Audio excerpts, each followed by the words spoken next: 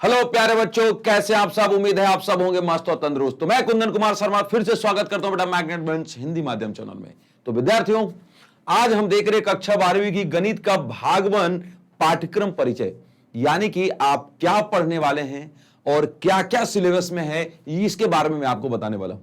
तो विद्यार्थियों, सबसे पहले किसी भी किताब की शुरुआत करने से पहले हमें यह जान लेना चाहिए कि उसके पाठ्यक्रम में क्या क्या है, जिसके टाइम आपको क्या क्या कोर्स मिलने वाला है, एक एक चैप्टर्स में कितने कितने टॉपिक होने वाले हैं और हर टॉपिक में आप क्या क्या पढ़ने वाले हैं। तो प्यारे बच्चों, आपको इसका नॉलेज होने से यह फायदा होता है कि जब भी एग्जाम्स के टाइम होते हैं या आपको कोर्स कंप्लीट करना होता है तो आपके दिमाग में एक प्लानिंग बनाने के काम आती है कि अच्छा सर, हमारे पास 10 चैप्टर हैं, तो ये 10 चैप्टर हम आने वाले टाइम में हम कैसे पढ़ने वाले हैं और एक एक चैप्टर में हम कितना टाइम भी लगाएंगे और एग्जाम के टाइम पे हम किस चैप्टर से कितना मेहनत करने के लिए हम कौन कौन से टॉपिक कंप्लीट कर चुके हैं। तो सर, अब जो बचा हुआ पोर्शन है उसको हम इतने टाइम में कंप्लीट कर लेंगे। तो एक टारगेट बहुत जल्दी से आपके मन में सेट हो जाता है। साथ ही साथ ये भी आपको फायदा होता है कि चूंकि पूरे सिलेबस का आपको नॉलेज पहले से होता है तो आपको आने वाले टाइम में किसी परेशानी का सामना नहीं करना पड़ता। तो विद्यार्थियों, welcome to the Magnet Brain. और जल्दी से चलते हैं बेटा आज की पहली स्लाइड पे। अब देखिएगा, ये रही आपकी गणित की कक्षा 12वीं की पाठ्य पुस्तक भाग 1। ठीक है। अच्छा, ये बहुत बार ये चेंज होती रहेगी, है कि नहीं, लेकिन ये आपको लगभग सेम रहेगी। देख बेटा, यहां हमने आपके लिए लाए हैं पाठ्य क्रमांक और यहां पे लिखे हमने पाठ के नाम। अब जैसे देखो, पहला चैप्टर है आपका संबंध एवं फलन। ये आपके 11वीं वाले चैप्टर का ही एडवांस वर्जन है। 11वीं क्लास में भी आपके पास रिलेशन नाम का चैप्टर था, याद कर, रिलेशन फंक्शन है ना, यानी कि संबंध एवं फलन। तो 12वीं में भी वही आया है लेकिन अलग रूप में। जैसे यहां पे जो संबंध है उसमें आपको यह पता चलेगा कि चीजें रिफ्लेक्सिव क्या होती है, सिमेट्रिक क्या होती है, ट्रांजिटिव क्या होती है। अब आपको फंक्शन में यहां पे उसके डोमेन और रेंज के बारे में एक्स्ट्रा रूप से जान पाएंगे, थोड़ा डीप से जान पाएंगे। अब आगे हम सेकंड बात करते हैं पार्ट 2, जो कि प्रतिलोम त्रिकोणमितीय फलन। अच्छा, 11वीं का ही ये एडवांस वर्जन कह सकते हैं। 11वीं कक्षा में आपने क्या पढ़ा था? ट्रिग्नोमेट्री यानी त्रिकोणमिति। उसमें आपने बहुत सारी टर्म्स पढ़ी थी, एंगल सम फार्मूले, जैसे साइन ए प्लस बी वाले फार्मूले, sign A minus B, cos A plus B, cos A minus B वाले फार्मूले, tan A plus B, tan A minus B वाले फार्मूले। अब उन्हीं फार्मूलों को आप थोड़ा परिवर्तित रूप में देखेंगे कि जैसे अगर हमारे पास ऐसा होता था कि अगर साइन थीटा बराबर, मान लो कहीं पे हमारे पास 1/2 कोई वैल्यू आई है ना, तो अब थीटा बराबर आप ढूंढेंगे कि भाई साहब साइन इनवर्स 1/2। अगर थीटा को अकेला कर दिया जाए और साइन को वैल्यू के साइड लेके जाया जाए तो जो थीटा का वैल्यू देगा वो साइन इनवर्स 1/2 देगा। तो मेरे प्यारे बच्चों, अब ये 11वीं का टॉपिक हुआ और ये होगा ये आपकी 12वीं की टॉपिक। तो कुछ नहीं है, सेम ट्रिग्नोमेट्री का ही एडवांस वर्जन है, तो बिल्कुल समस्या नहीं आने वाली। अगर आपने 11वीं में अगर 11वीं की ट्रिग्नोमेट्री का वीडियोस अगर नहीं देखा होगा तो बिल्कुल जाइएगा, डिस्क्रिप्शन बॉक्स में लिंक डला हुआ है, तो वहां जाकर के फटाफट पहले 11th की पूरी ट्रिग्नोमेट्री खत्म कर डालो, एकदम पूरे दिमाग में बिठा लो। अब उसके बाद हम जब 12वीं का ट्रिग्नोमेट्री पढ़ाएंगे, यानी कि प्रतिलोम त्रिकोणमितीय फलन पढ़ाएंगे, तब आपको बड़े काम की चीज होने वाली है। अब आगे एक बात और बताते हैं हम आपको कि ये टॉपिक जैसे ही यहां पढ़िएगा, इसका और भी बहुत जगह यूज है। देखो, एग्जाम में तो ये खुद आएगा 4 या 5 मार्क्स का, ठीक है ना, 4 से 5 मार्क्स का ये एग्जाम में आने वाला है। लेकिन साथ ही साथ आप जब डिफरेंशिएशन करेंगे यानी अवकलन करेंगे, तो अवकलन में यही वाला पूरा टर्म्स यूज होने वाला है। तो ध्यान दीजिए, एक तो चैप्टर 2 पे ये काम आ जाएगा आपके, और जब अब अवकलन करेंगे यानी कि अवकलन, और साथ ही साथ मैं आपको एक बात और भी बताता हूं, अवकलन में कुछ अच्छे मार्क्स का भी आता है। तो ध्यान दीजिएगा, जब तक आपको प्रतिलोम त्रिकोणमितीय फलन नहीं आने वाला है ना समझ में, तो अवकलन का एक टाइप है, जैसे अवकलन के 6 से 7 टाइप हैं। अब 1 2 3 4 5 6 7 टाइप।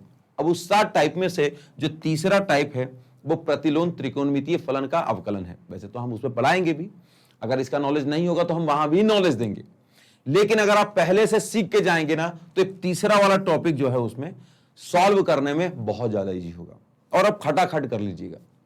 तो ध्यान दीजिएगा, अब 4 से 5 नंबर यहां हो गए। अब मैं यही बात बताना चाहता हूं कि ये देखो, जब आप ये पढ़ लोगे ना तो कम से कम 4 मार्क्स का एक सवाल तो यहां भी आपका फंस जाएगा। अब दौड़ के आइएगा इनवर्स ट्रिग्नोमेट्री में को, अब हम कहां यूज करेंगे तो समाकलन में। समाकलन में भी इनवर्स ट्रिग्नोमेट्री का कभी कभी बहुत भरपूर उपयोग होता है। अब वहां पे भी ऐसा सवाल फंसेगा जहां सवाल तो रहेगा बहुत आड़ा टेढ़ा दिया हुआ, एकदम ऐसा गंदा डरावना टाइप का, तो आपका त्रिकोणमितीय फलन का एक सवाल अगर वहां अटका और साथ ही साथ ट्रिग्नोमेट्री का, क्योंकि ये आपने पढ़ा तो ट्रिग्नोमेट्री भी आपने अच्छी पढ़ी होगी, है ना। 11वीं और ये 12वीं का ये दोनों टॉपिक अगर कंप्लीट हो जाएगा तो त्रिकोणमिति और प्रतिलोम त्रिकोणमिति दोनों का बहुत ज्यादा उपयोग है बेटा, किसमें तो आपके समाकलन में। अब वहां वाले सवाल में भी ये फंसेगा तो करीब लगभग 4 से 5 नंबर लाने में मदद करेगा, या 5 नंबर तो आप मान ही लो, 4 से इसमें 5 नंबर भी मान लो। तो मैं अप्रॉक्स मान देख रहा हूं तो 5, ये खुद तो है 5 नंबर का या 4 नंबर का, तो 5 5 10 और 4 14 नंबर के लगभग ये और पावरफुल जोन में आता है। तो ध्यान दीजिएगा, ये 4 5 के अलावा भी 10 से ये 15 नंबर और आपके खींच सकता है। तो ध्यान दीजिएगा, टॉपिक बड़ा इंपॉर्टेंट है, तो इसको बड़ा जबरदस्त तरीके से पढ़िएगा। मैं तो चाहता हूं कि जितने विद्यार्थी थोड़ा सा मजबूत से जितना ज्यादा इसको पढ़ पाएंगे ना, उतना ज्यादा एकदम दिमाग उनका पावरफुल हो जाएगा। अब आगे, अब आव्यूह तो बड़ा शानदार चीज है बेटा, तो आव्यूह बड़ा शानदार चीज है। देखो, आपने 10वीं कक्षा में एक चीज पढ़ी थी, याद करो, कि 2x प्लस का 3y इक्वल टू 5, है ना। अब ध्यान दो, या 4x प्लस का 9y इक्वल टू माइनस का 8, मान लो कोई समीकरण हुआ होगा। अब एक बात बताइए, यहां से अगर x, यहां से ये वाला जो x है और y है, इसको हम ऐसे लिख दें, ये जो 5 है और ये -8 है, इसको हम ऐसे लिख दें, तो यहां क्या बच जाएगा, ये देख लो, इन x और y को जरा हटा रहा हूं मैं, तो 2 और 4 दिखेगा और 3 और 9 दिखेगा। तो यहां भी आप x y का ज्ञान निकाल सकते थे, फाइंड x और y। अब यहां भी आप निकाल सकते हो, ये 10th है और यहां पे बेटा 12th है, तो यहां से x y का जो ज्ञान निकालना होता है वो 10वीं कक्षा में कहलाता है, जो लीनियर इक्वेशन इन 2 वेरिएबल कहलाता था। ठीक है, अब हम जब 12वीं में आते हैं तो इसी सवाल को इस तरीके से सॉल्व करते हैं। अब ध्यान दीजिएगा, ये 12वीं में भी x y निकालेंगे हम, ठीक है, लेकिन उसके पहले ये जो प्रकार की चीजें बनी हैं कि ये 2 है, ये 3 है, ये 4 है और ये 9 है, और साथ ही साथ ये जो बना है आपका 5 और 8 है, ये मैट्रिक्स कहलाएगा बेटा। क्या कहलाएगा, मैट्रिक्स 1 और मैट्रिक्स 2।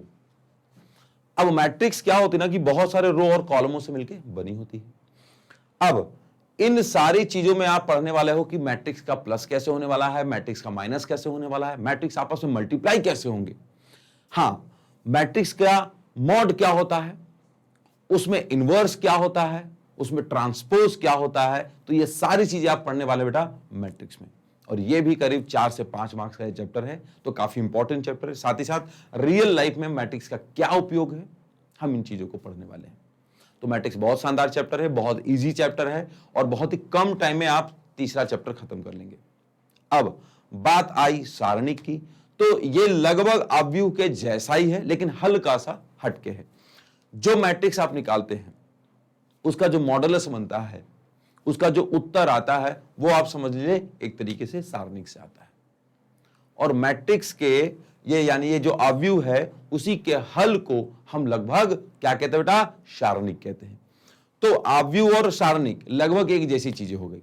हाँ, सारणिक में हम बहुत सारी चीजें पढ़ने वाले हैं, है ना, तो लेकिन खैर उसके बारे में हम आगे भी बताएंगे, उसके लिए चिंता की बात नहीं। उसके बाद अगला टॉपिक होता है बेटा सांतत्य एवं अवकलनीयता। अब सांतत्य क्या होता है कि कोई फंक्शन कंटिन्यू कहां है, यानी लगातार उत्तर दे पा रहा नहीं दे पा रहा, उसको बोलते हैं सांतत्य। और एक होती अवकलनीयता। अवकलनीयता का तो इतना उपयोग है जीवन में कि क्या बताऊं। जैसे देखो, कोई एयरप्लेन जा रही है ना, तो पहले थोड़ी सी आई और हवा में यूं उड़ के चली गई, तो ध्यान दीजिए उसने स्पीड को धीरे धीरे धीरे धीरे बढ़ाया। तो याद करिए उसने क्या बढ़ाया बेटा, स्पीड को बढ़ाया, तो वहां पे एक्सेलरेशन का यूज होता है, यानी कि rate of change of speed is called the acceleration. ये डेफिनेशन आपने पढ़ा होगा, यानी कि आपका जो वेग है उसमें परिवर्तन की दर को ही हम क्या कहते हैं बेटा, एक्सेलरेशन कहते हैं या त्वरण कहते हैं। अब ऐसी बहुत सारी जीवन में चीजें हैं जहां अवकलन की आवश्यकता पड़ेगी, तो उसके बारे में आप पढ़ेंगे चैप्टर 5 में। और साथ ही साथ आपको बता रहा हूं चैप्टर जो 6 है उसमें अवकलन का अनुप्रयोग है, यानी कि जो आप डिफरेंशिएशन करने वाले हैं वो जीवन में कहां कहां उपयोग होने वाला है। तो ये दो, पांचवा और छठा चैप्टर तो जबरदस्त होने वाले हैं। इसमें आप सीखेंगे अवकलनीयता और कंटिन्यूटी, और साथ ही साथ इसमें सीखेंगे उस अवकलन का हम प्रयोग कहां करने वाले हैं। जैसे एक एग्जाम्पल बता दो, एक दोस्त है आपका, खूब एकदम टेंशन में आ गया, उसका किसी अपनी दोस्त के साथ झगड़ा हो गया। अब वो बैठा है किसी तालाब के पास और इसे तालाब में ना पत्थर फेंक रहा है। अब तालाब में पत्थर फेंक रहा होगा तो देखो, याद करो, ऐसा लहर बन रहा होगा, है ना। अब उसने तो बेचारा उदासी में बैठा था, लेकिन उसके दिमाग में आया कि सर जब मैं पत्थर फेंक रहा हूं तो ये लहरें बन रही हैं। अब ये लहरें देखो रेडियस के रिस्पेक्ट में बढ़ती जा रही हैं। तो ध्यान दीजिए, ये क्या होता है इसमें, जैसे रेडियस में चेंज हुआ, वक्त के साथ रेडियस में चेंज हुआ, साथ ही साथ ये भी चेंज हुआ बेटा कि ये देखो ये जो इनके डायमीटर हैं ये भी बढ़ते जा रहे हैं, ऐसे। अब ये डायमीटर बढ़ते जा रहे हैं, साथ ही साथ एक चीज और बढ़ती जा रही है बेटा, इनकी परिधि बढ़ती जा रही है। और क्या चीज बढ़ती जा रही है, तो इनका एरिया बढ़ता जा रहा है। तो मेरे प्यारे बच्चों, आपको एक बात बताने वाला था कि ये जो चीजें हैं, ये जो जीवन में रियल लाइफ है ना, पानी में हमने पत्थर डाला और ये चीजें बढ़ रही है। अब देखो, वो तो पानी में हम जो देख रहे हैं वेव्स, वो तो हमको दिख गया, लेकिन हम जो बोल रहे हैं वो भी एक वेव्स के फॉर्म में आप तक पहुंचती है। तो वो भी हमारे माउथ से अगर साउंड निकला होगा तो पहले यहां रहा होगा, फिर ऐसे ऐसा बढ़ते हुए आगे तक गया होगा। तो ध्यान दीजिए, वहां भी जो हमें सुनाई दे रहा है, जो वेव के फॉर्म में हमें सुनाई दे रहा है, तो वो भी क्या अवकलन का अनुप्रयोग हो सकता है। तो ये सारी चीजें पढ़ेंगे हम बेटा कितना, चैप्टर 6 यानी अवकलन के अनुप्रयोग में। अब हम चलते हैं थोड़ा आगे, अब हम बताएंगे थोड़ा सा डिटेल में। आइए, जो पहला चैप्टर था संबंध एवं फलन, उसके बारे में पहले आपको बता रहा हूं कि इसमें हम पढ़ेंगे भूमिका की, इसका इंट्रोडक्शन है, क्या होने वाला है ये संबंध एवं फलन, दोनों टॉपिक में क्या है। साथ ही साथ हम पढ़ेंगे संबंध के प्रकार, संबंध कितने प्रकार के होते हैं, कौन कौन से होते हैं, उनके टाइप्स क्या क्या हैं, है ना। उसके बाद हम पढ़ेंगे बेटा फलनों के प्रकार, कि फलन क्या होते हैं। तो ध्यान दीजिए, फलन का मतलब क्या होता है, देखो फलन का एग्जैक्टली मतलब आप समझो तो सवाल होता है। क्या होता है, सवाल होता है। अब जैसे देखो, सवाल कितने टाइप से हो सकते हैं, तो सवाल हो सकते हैं सर, ट्रिग्नोमेट्री वाले सवाल हो सकते हैं, अलजेब्रा वाले सवाल हो सकते हैं, लॉग वाले सवाल हो सकते हैं, एक्सपोनेंशियल सवाल हो सकते हैं, है ना, ई की पावर एक्स वाले सवाल हो सकते हैं, ट्रिग्नोमेट्री के सवाल हो सकते हैं, इनवर्स ट्रिग्नोमेट्री के सवाल हो सकते हैं। अब ऐसे ही फलनों के प्रकार को उसमें परिभाषित किया जाता है। सर डिफरेंशियल फंक्शन, या क्या हो सकता है बेटा, quadratic function, polynomial function, trigonometric function, logarithmic function, exponential function. तो ध्यान दीजिए, फंक्शन और जो फलन है एक ही बात है, यानी सवाल को हम लगभग फलन बोल सकते हैं। अब ध्यान दीजिएगा, फलनों का संयोजन और व्युत्क्रमणीय फलन। अब फलनों का संयोजन कैसे, जैसे दो फंक्शन को जोड़ना है, दो फंक्शन को माइनस करना है, दो फंक्शन को मल्टीप्लाई करना है और दो फंक्शन को डिवाइड करना है, तो ये क्या कहलाएगा, फलनों का संयोजन। अब एक और बड़ी खास बात है, फलनों के संयोजन में ये सारी चीजों के अलावा भी एक चीज होती है, जैसे इसको बोलते हैं फंक्शन ऑफ फंक्शन। जैसे साइन एक्स, एक सवाल हुआ आपका, साइन एक्स सवाल हुआ, लेकिन एक्स की जगह एक और सवाल में दे दूं कहीं पे कि एक दूसरा सवाल है सर एक्स स्क्वायर प्लस का 5, एक क्वाड्रेटिक इक्वेशन है। अब साइन एक्स की जगह हटा दो और ये एक्स स्क्वायर प्लस 5 जोड़ दो, तो क्या हो जाएगा, साइन एक्स स्क्वायर प्लस का 5। जैसे एग्जांपल बताता हूं आपको कि एक हमारे पास फंक्शन है साइन एक्स और एक और हमारे पास फंक्शन है जी एक्स, तो कितना, एक्स स्क्वायर प्लस का 5 है। अब मैं चाहता हूं फंक्शन के एक्स की जगह पे मैं जी एक्स पुट कर दूं। ठीक है, कोई बात नहीं, साइन था, एक्स की जगह पे कितना हो जाएगा बेटा, एक्स स्क्वायर प्लस 5। ये पहला बात हो गया। दूसरा, ऐसा कोई कह दे सर फंक्शन में ही फंक्शन पुट कर दो, अरे कोई बात नहीं ना, फंक्शन में जहां एक्स पुट करते थे आज एफ एक्स वापिस ही पुट कर दो। तो ये देखो साइन है, साइन में एक्स लिखते लेकिन एक्स की जगह एफ एक्स लिखेंगे और एफ एक्स खुद कौन को है, साइन एक्स। तो ये भी फलनों का संयोजन हुआ। ऐसे ही बहुत सारी और भी चीजें होती बेटा कि फंक्शन ऑफ कितना, अब जी ऑफ एफ एक्स डाल देते हैं हम, जैसे जी एक्स नाम का एक सवाल था ना आपके, तो उसमें हम कितना एफ एक्स डाल दे रहे हैं, तो कितना हो जाएगा, समथिंग एक्स का स्क्वायर था प्लस 5 था, और एक्स की जगह हम क्या डाल रहे हैं बेटा, फंक्शन, और फंक्शन कितना है, साइन एक्स, तो साइन एक्स का स्क्वायर प्लस 5, यानी ऐसा लिख सकते हैं साइन स्क्वायर एक्स प्लस का 5। तो बहुत टफ है नहीं, तो ये फलनों का संयोजन जो है बेटा वो इस तरीके से है। अब व्युत्क्रमणीय फलन, यानी फंक्शन का उल्टा भी कह सकते हैं आप इसको, फंक्शन का उल्टा, जैसे देखो बेटा, अगर आपके पास y बराबर साइन एक्स है, कोई y है, उत्तर है जिसका बराबर साइन एक्स आ रहा, तो x बराबर साइन उठा के इधर लाइए, तो साइन इनवर्स ऑफ x कहला जाएगा। तो ये देखो, ये हो गया फलन, और ये इसका प्रतिलोम या व्युत्क्रमणीय, सही है। अब देखो y बराबर बेटा हमारे पास एक ऐसा सवाल है 2x प्लस का 5 है। अब देखो ये पहला बात है, अब इसी का दूसरा बात, x निकाल लो बेटा, तो कितना y माइनस 5 बराबर कितना 2x, तो x अकेला कर दिया हमने, तो कितना हो गया y माइनस 5 अपॉन 2, तो ये इसका फलन कहलाएगा। अब इसी चीज को लिख देंगे कि y माइनस 5 अपॉन 2 बराबर कितना, अगर ये y बराबर कोई एफ एक्स है, लिख दो ऐसा, कोई एफ एक्स बराबर कितना 2x प्लस 5 है, तो लिख देना कि सर एफ एक्स बराबर हमने कितना बाई पुट कर लिया था, बताइए, तो x बराबर कितना, फंक्शन इधर जाएगा तो फंक्शन इनवर्स ऑफ y हो जाएगा। तो अब देखो फंक्शन बराबर लिख दीजिएगा आगे कि फंक्शन का इनवर्स ऑफ y बराबर, ऐसा हमारे पास सवाल आ गया।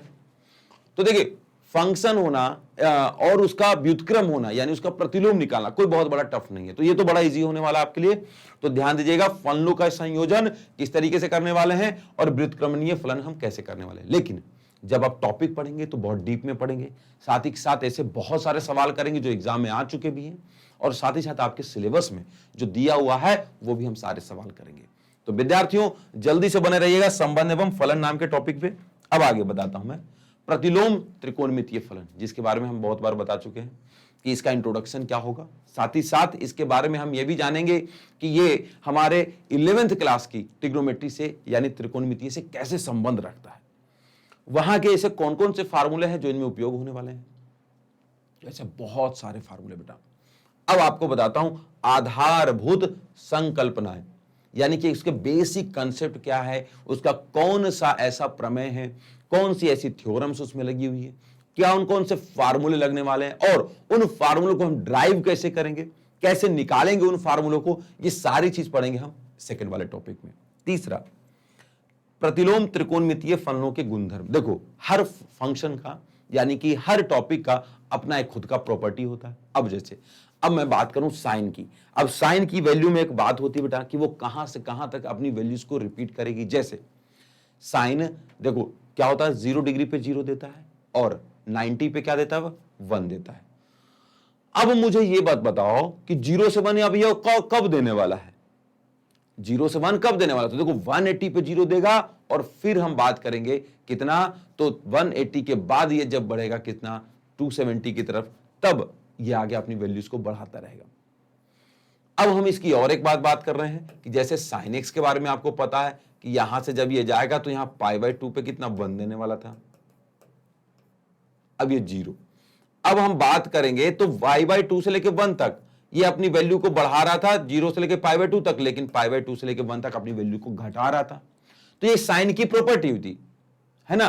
तो ऐसे ही ये 11th का टर्म्स है साइन एक्स के बारे में।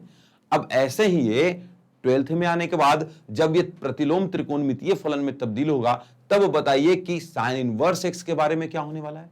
ऐसी कौन कौन से कोण है जहां पे वो वैल्यू रुक जाएगी, ऐसे कौन कौन से कोण हैं जहां पे वो वैल्यू पीक हो जाएगी यानी कि बड़ी हो जाएगी, जहां कम हो जाएगी, और कुछ कहीं ऐसी वैल्यू होगी जहां पे वो बढ़ रही होगी, जहां पे कुछ कम हो रही होगी, या कुछ ऐसी वैल्यू होगी जहां पे वो आंसर नहीं दे पाए। तो इन सबके बारे में हम पढ़ेंगे त्रिकोणमितीय फलनों के गुणधर्म में। ऐसा ही जैसे tan के बारे में आपको पता ना कि इन्फिनिटी में tan 90 पे कोई वैल्यू नहीं दे पाएगा, वो इन्फिनिटी हो जाएगा, नॉट डिफाइन हो जाता है।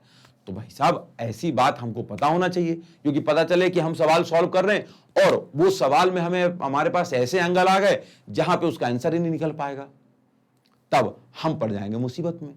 तो ऐसी चीजों के बारे में हमें पहले से पता होना चाहिए। तो वो सारी चीजें पढ़ेंगे बेटा हम प्रतिलोम त्रिकोणमितीय फलनों के गुण धर्म नाम के टॉपिक में। अब हम चलते थोड़ा सा और आगे और हम देखते हैं सर कि अगले वाले टॉपिक कौन सा है।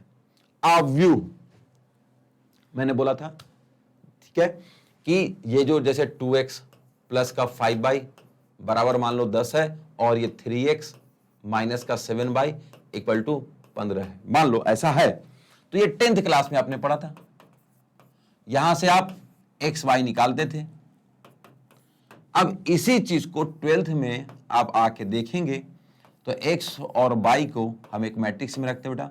सेम ऐसे ही 2 5 3 माइनस 7 बराबर लिखते हैं 10 और 15 प्राप्त होगा। तो ये हमारे पास मैट्रिक्स 1 होती है, ये मैट्रिक्स 2 हो जाती है और ये मैट्रिक्स 3 हो जाती है। ऐसे ही हम बहुत सारी भूमिकाओं के बारे में पढ़ेंगे कि मैट्रिक्स होता क्या है, कहां से आया था, किन्होंने खोजा था, इसकी क्या क्या प्रॉपर्टीज होती है।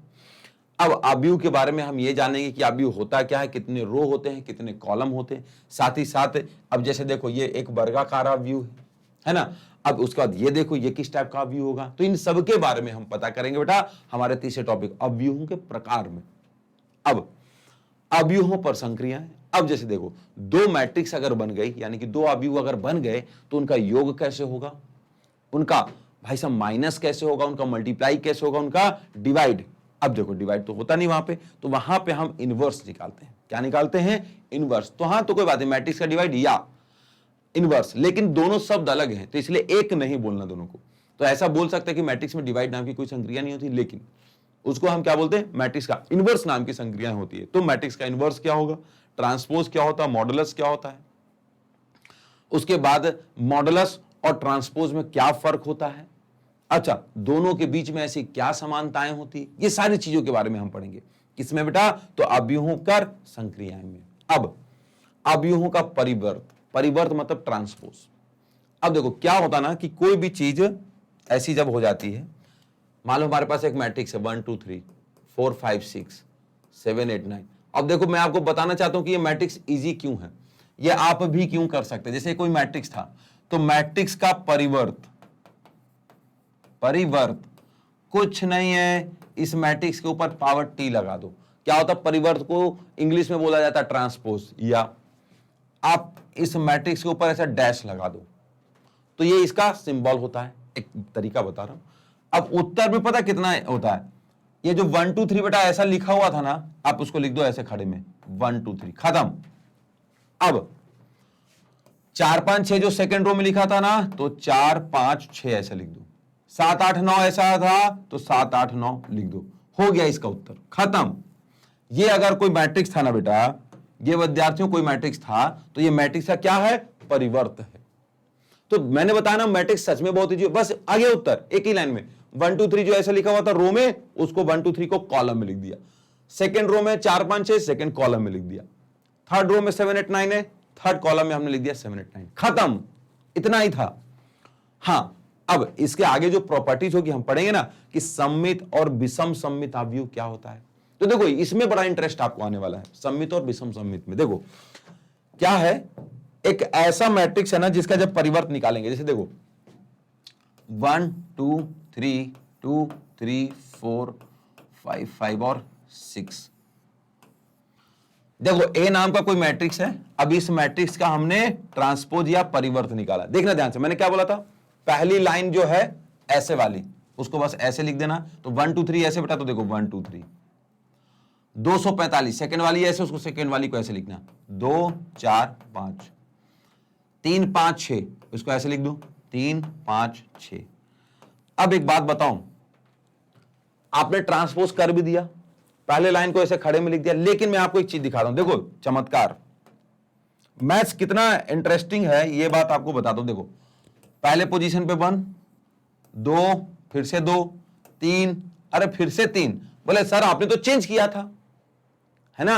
अब आगे देखो यहां पे 2, यहां पे भी 2, यहां 4, यहां पे भी 4, यहां 5, यहां पे भी 5, यहां 6, यहां पे भी 6, फिर 5, मतलब 5, फिर 3 और यहां भी 3। अब देखो ए बराबर है अपने एक के ट्रांसपोज के। ये तो चमत्कार हो गया। बोले चेंज किया फिर भी चेंज नहीं हो पाया।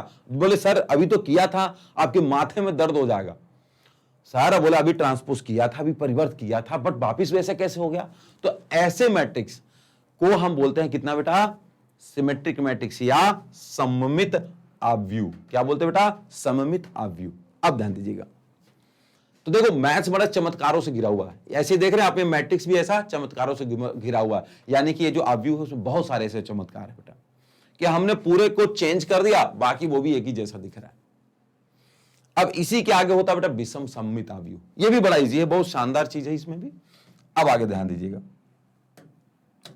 जैसे देखो a बराबर एक और मैट्रिक्स हमारे पास 1 है, -2 है और 3 है। क्या है? 3 है, या चलो 0 लिख दिया, 1 या यहां पे लिख दिया 2 है, 0 है और 5 लिख दिया हमने।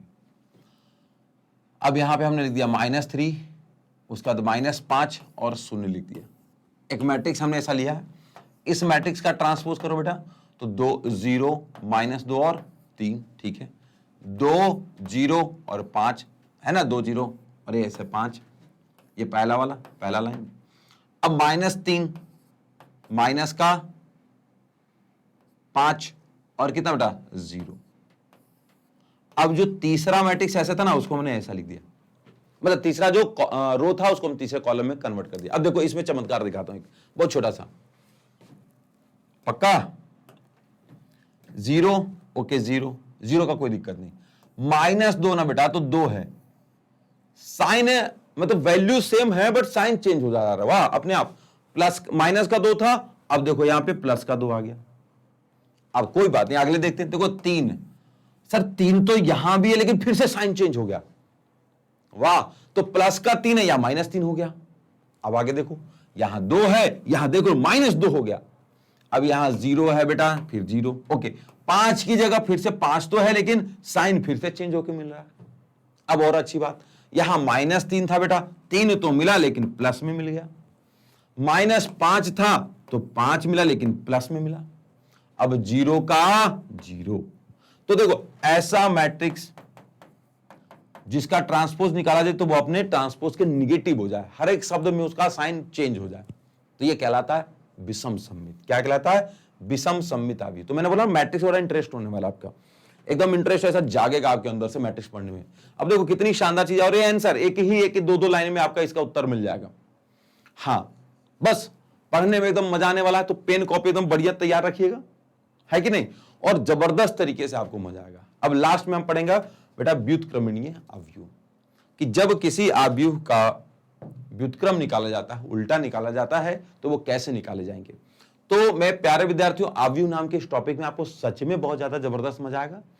अब हम चलते हैं अगले वाले टॉपिक में, आइए।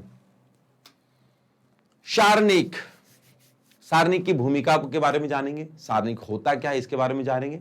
तो मैट्रिक्स और सारणिक में कोई खास फर्क नहीं है बेटा। 1 2 3 4 5 6 7 8 9, अगर इसको हमने इस तरीके से लिख दिया है तो ये हो गया मैट्रिक्स यानी आव्यूह, ठीक है। अब इसी चीज को हमने कॉपी किया बेटा, क्या किया? कॉपी किया, और देखो हमने पेस्ट कर दिया। बस इसमें जो लाइन है ना, ये वाली जो लाइन है, इसके सिंबल को सिर्फ स्ट्रेट सीधे रख दिया, तो ये वाली चीजें क्या कहलाएगी हमारी बेटा? सारणिक, ठीक है, ये क्या कहलाएगी? सारणिक। तो आव्यूह और सारणिक में ये तो लिखने का फर्क हुआ, दर्शाने का फर्क हो गया, और है कुछ नहीं, दोनों एक जैसी भी हो सकती है। तो इनमें एग्जैक्टली क्या फर्क है, ये सारी चीजें हम पढ़ेंगे भूमिका में और सारणिक नाम के टॉपिक में। देखने में एक जैसी, हल्का सा चेंज है, लेकिन उनके बीच में वैल्यूज का बहुत फर्क होने वाला है ना। तो ऐसा क्या चीज है, तो ये सारी चीजें हम पढ़ेंगे किसमें बेटा? ये वाले टॉपिक में। अब सारणिक के थ्रू हम किसी त्रिभुज का क्षेत्रफल निकाल पाएंगे यदि हमारे पास ये दिया हो कि अगर कोई हमारे पास एक ऐसा त्रिभुज है, कैसा? ऐसा त्रिभुज है जिसके हमारे पास तीनों कोऑर्डिनेट दिए हो, ए बी और सी, कोई तीन भुजा दी है। अगर ये हमारे पास मान लो 2,3 दिया है, -4,1 दिया हुआ है, और साथ ही साथ 9,0 दिया हुआ है, तो आपको त्रिभुज के 3 अगर कोऑर्डिनेट्स दिए ना, तो आप इस टॉपिक में पता क्या करेंगे? कुछ नहीं, ए एक मैट्रिक्स बनाएंगे बेटा, क्या करेंगे मैट्रिक्स बनाएंगे। आप इसमें 2 3 लिख दो, अपने पॉइंट्स लिख दो 2 3। अब कितना है -4 1 और कितना है 9 0, ये लिख दो। अब बस एक बड़ा प्यारा सा काम कर देना, सुनो, इसके लास्ट में 1 1 1 लिख दो और अब इसको सॉल्व कर दो बेटा, और जो आंसर आएगा ना उसका आधा कर दो, तो जो वैल्यू आएगी ना वो आपको एरिया ऑफ ट्रायंगल आएगा। तो बहुत ऐसी चमत्कारी चीजें आपको मिलेगी कितना सारणिक में। सारणिक को सॉल्व करने के हम तरीके भी सीखेंगे इसमें, है ना। अब उसके बाद जब सारणिक से आप त्रिभुज का क्षेत्रफल निकाल सकते हो, बहुत इजी है, बहुत एकदम इजी वाला मेथड है। साथ ही साथ उप सारणिक और सहखंड क्या होता है। अब देखो सारणिक का उप, जैसे भाई साहब प्रधान वो राष्ट्रपति के उपराष्ट्रपति होते ना, मतलब उनके अपेक्षा में कोई कार्यभार संभाल ले, वैसे यहां पे भी हमारे पास उप सारणिक।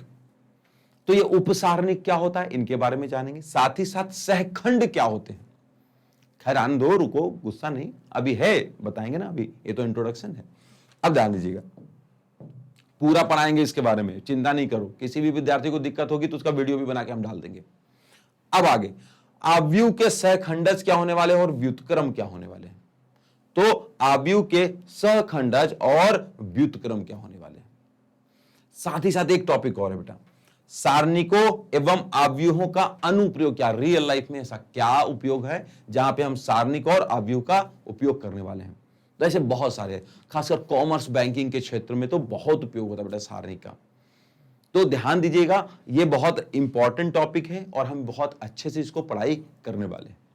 तो मेरे प्यारे बच्चों, मुझे उम्मीद है आपको ये सारणिक का पाठ्यक्रम समझ में आया होगा। अब हम चलते जल्दी से आगे, और आगे क्या है देखिए जरा, सांतत्य एवं अवकलनीयता। बिल्कुल शुरुआत में हम इसके इंट्रोडक्शन पढ़ेंगे, भूमिका। अब उसके बाद मैं बात करता हूं किस चीज के बारे में, कि सांतत्य के बारे में। तो सांतत्य होता क्या है। तो कोई भी सवाल सही उत्तर दे रहा है और कब तक उत्तर दे रहा है, तो उस चीज को हम क्या बोलते हैं, कंटिन्यूटी या सांतत्यता। अब देखो सतत नाम सुना, सतत, सतत मतलब लगातार। तो जो चीजें लगातार आपको जवाब दे रही है वो कितना है, सतत है। और सतत का ही एडवांस वर्जन, उसको हम बोलते हैं सांतत्य। अब ध्यान दीजिए, अब कलनीयता क्या होती है कि कोई भी सवाल डिफरेंशिएबल है कि नहीं है, यानी कितना वो सही उसमें उसका डिफरेंशिएशन हो पाएगा कि नहीं हो पाएगा। तो इसके बारे में पहले से ही जान लेना, यह अवकलनीयता कहलाता है। और सवाल को अवकलित करना भी अवकलनीयता में आता है बेटा। अब ये जब अवकलनीयता की बात करते हैं तो ये आपको ये कहेंगे कि चर घातांकी फलनों का अवकलन क्या होगा। फिर लघु गणक वाले सवालों का क्या होता है बेटा, अवकलन क्या होगा। तो ध्यान दीजिए, चर घातांकी का मतलब क्या होता है। तो चर घातांकी का मतलब आपको ऐसा याद करिए, e की पावर x हो गया। तो इस टाइप के सवाल को हम बोलते हैं चर घातांकी। अब लघु गणकीय का मतलब क्या होता है बेटा, लघु गणकीय log x, इस टाइप जिसमें log लगा हो उसको हम बोलेंगे लघु गणकीय सवाल। तो ध्यान दीजिए, चर घातांकी वाला कोई सवाल हुआ तब उसका हम अवकलन कैसे करने वाले हैं, लघु गणकीय कोई सवाल हुआ तो हम उसका अवकलन कैसे करने वाले हैं। तो d/dx को हम प्यार से बोलते बेटा कितना, अवकलन। अब ध्यान दीजिए, लघु गणकीय अवकलन के बाद बेटा आपको यह भी बताएंगे कि प्राचलिक रूपों में हम अवकलन कैसे करते हैं, प्राचलिक रूपों में किसी फलन का अवकलन कैसे कर लेंगे। अब ध्यान दीजिए, जैसे ऐसा ही आपको सवाल दे देगा, x बराबर 2 sin थीटा और y बराबर मान लो कि 4 cos स्क्वायर थीटा। अब मुझे यह बताइए कि अगर ये x अलग दिया है, y अलग दिया है, तो मुझे dy/dx कैसे निकालिएगा, y का डिफरेंशिएशन कैसे निकालिएगा। तो इसको बोलते हैं बेटा प्राचलिक रूप। क्या बोलते हैं, प्राचलिक रूपों में कितना, फलनों का अवकलन। अब यह भी बड़ा इंपॉर्टेंट चीज है कि नहीं। अब आइए ध्यान दीजिएगा, अब द्वितीय कोटि का अवकलन क्या कहलाता है। द्वितीय कोटि का अवकलन मतलब सेकंड ऑर्डर डेरिवेटिव। अब साथ ही साथ ट्रिपल ऑर्डर, फोर्थ ऑर्डर के बारे में भी मैं आपको एडवांस में इंट्रोडक्शन दे दूंगा, लेकिन इसका मेन टॉपिक है द्वितीय कोटि का अवकलन। जैसे देखो बेटा, y बराबर क्या है, x की पावर 5 है, तो इसका डिफरेंशिएशन क्या होता है बेटा, अवकलन क्या होता है, तो 5x की पावर 4। अब देखो इसी सवाल को एक बार और डिफरेंशिएट कर दीजिए, d/dx ऑफ कितना D Y by D X. तो वो आपसे सवाल को क्या कहेगा कि सर कोई बात नहीं, डिफ्रेंशिएट कर दीजिए 5x की पावर 4 को। अब आप क्या करिएगा बेटा कि 5 ये डिफ्रेंशिएशन ऑफ x की पावर 4 यानी कि 4x क्यूब, तो ये हो जाएगा 20x क्यूब। तो देखिए यहां से यहां तक कितना हुआ, प्रथम अवकलन 1। अब इसी को अवकलन को एक बार और अवकलन कर देना ही कहलाता है द्वितीय कोटि अवकलन, यानी कि 2 बार उसका डिफरेंशिएशन। तो अगर देखो एक बार आपको अवकलन करना आ गया तो भाई जैसे ये सवाल है उसका अवकलन आ गया, तो भाई ये भी तो एक सवाल होगा ना, ऐसा छुपा दो, ये हमने माना हमारे तो नया सवाल है, इसका फिर से डिफरेंशिएशन कर दो। तो ये आपका कितना हो जाएगा बेटा, द्वितीय कोटि अवकलन। अब जब इन चीजों को आप पढ़ेंगे तो बड़ा इंटरेस्ट आने वाला है और बहुत शानदार रहने वाला है। अब मैं आपको एक और चीज बताता हूं जो इस किताब की सबसे लास्ट चीज है, वो क्या है, अवकलन के अनुप्रयोग। सबसे इंपॉर्टेंट टॉपिक मानता हूं मैं इसको, वेरी वेरी आईएमपी। कितना, एक तो होता है आईएमपी और एक होता है वेरी आईएमपी। मैं तो कह रहा हूं इसको वेरी वेरी आईएमपी। दुनिया में हम मैथ्स क्यों पढ़ते हैं, इसका जवाब आपको अगर कहीं चाहिए तो ये वो टॉपिक है बेटा। आप ऐसे ही मैट्रिक्स डिटरमिनेंट्स का भी आप जवाब चाहेंगे तो उनका भी अनुप्रयोग है, वैसे ही अवकलन का जीवन में क्या अनुप्रयोग है, यह है। इसमें बहुत सारी चीजें होने वाली है, जैसे भूमिका तो आप पढ़ेंगे, इंट्रोडक्शन हम आपको बताएंगे ही, साथ ही साथ ये भी बताएंगे कि राशियों में परिवर्तन की दर क्या होगी, राशियों में परिवर्तन की दर क्या होगी। तो बेटा आपको जैसे मैं एक एग्जांपल बताता हूं कि जैसे आप किसी का बर्थडे में गए, हैप्पी बर्थडे, है ना,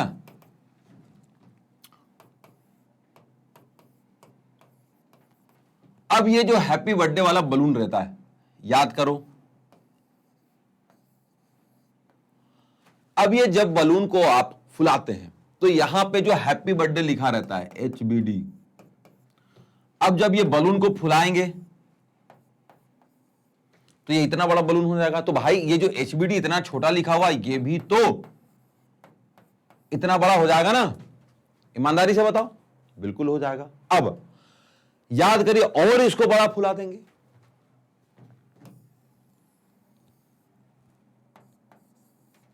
अगर और ये बलून फूट गया तो भाई साहब इसका हैप्पी बर्थडे इतना बड़ा लिखा जाएगा। अब बोले सर ये क्या है, चैप्टर आप 12वीं का पढ़ा रहे हो और हैप्पी बर्थडे गा रहे हो।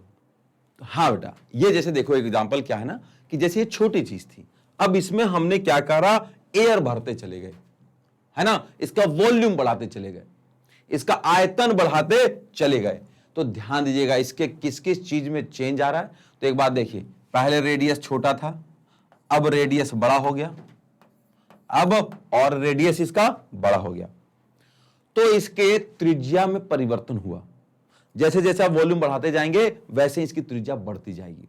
दूसरा, डायमीटर भी बढ़ता जाएगा, है ना। तीसरा, इसका जो हैप्पी बर्थडे जो लिखा हुआ सरफेस एरिया, बेटा क्या सरफेस एरिया है, वो भी बढ़ता जाएगा, यानी इसका जो पृष्ठ है, कर्व पृष्ठ है, संपूर्ण पृष्ठ है, उसमें भी चेंज हो गया।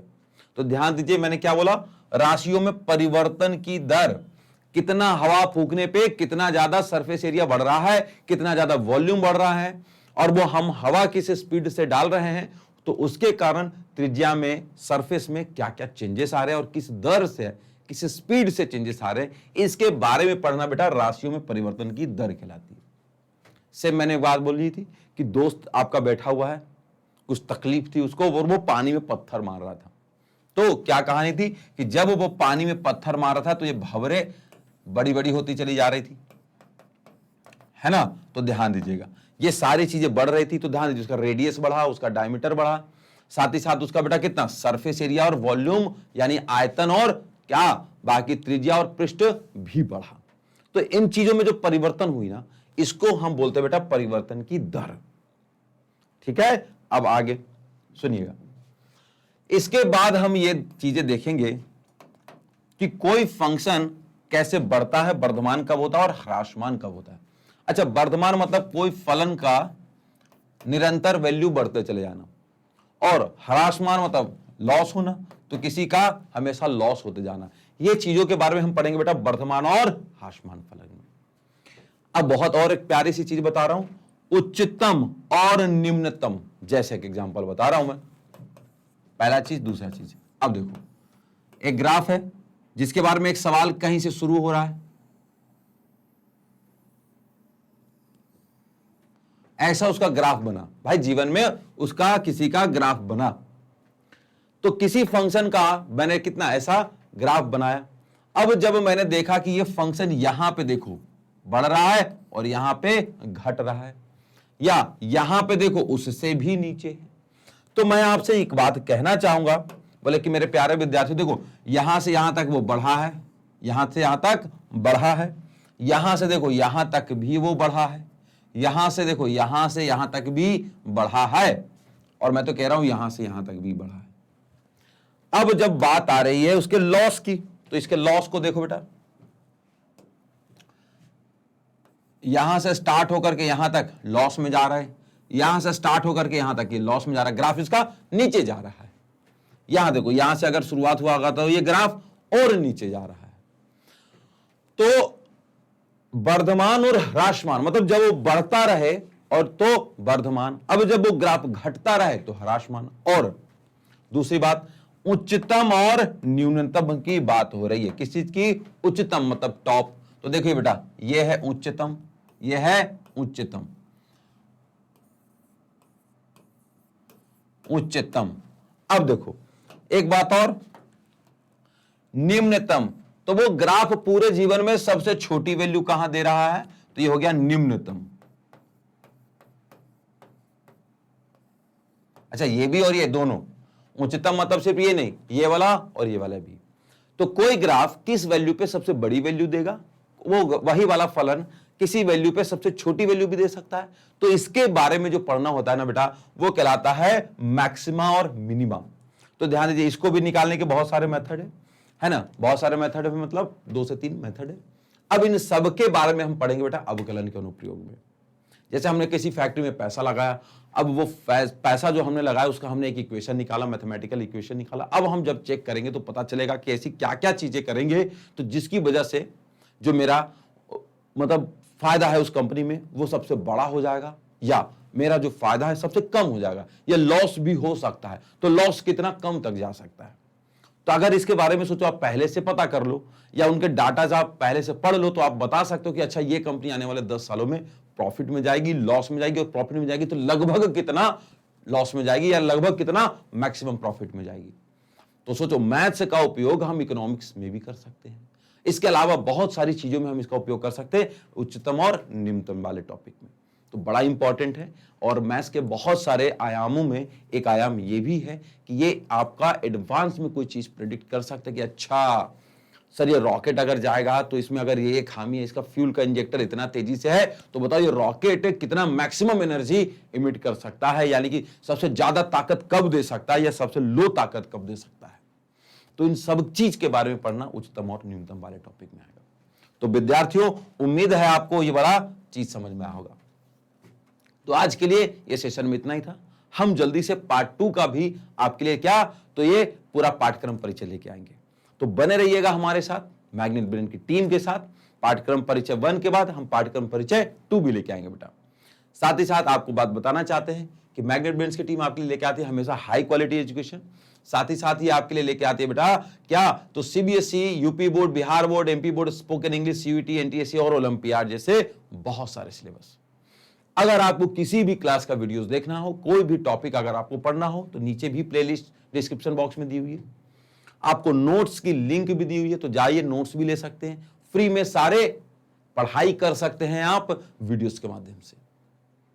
तो जितना ज्यादा जाइए उतना ज्यादा पढ़ाई कीजिए। मैं तो कहता हूं खूब अपना नाम रोशन करिए, अपने देश का नाम रोशन करिए, माता पिता का नाम रोशन करिए, और इन सारे कामों के लिए जुड़े रहिए हमारे साथ, यानी मैग्नेट ब्रेन की टीम के साथ। तो विद्यार्थियों, आज के इस टॉपिक में इतना ही था। अब हम मिलेंगे आपसे अगले वाले टॉपिक में। हम आपको कहना चाहते हैं जय हिंद, जय भारत।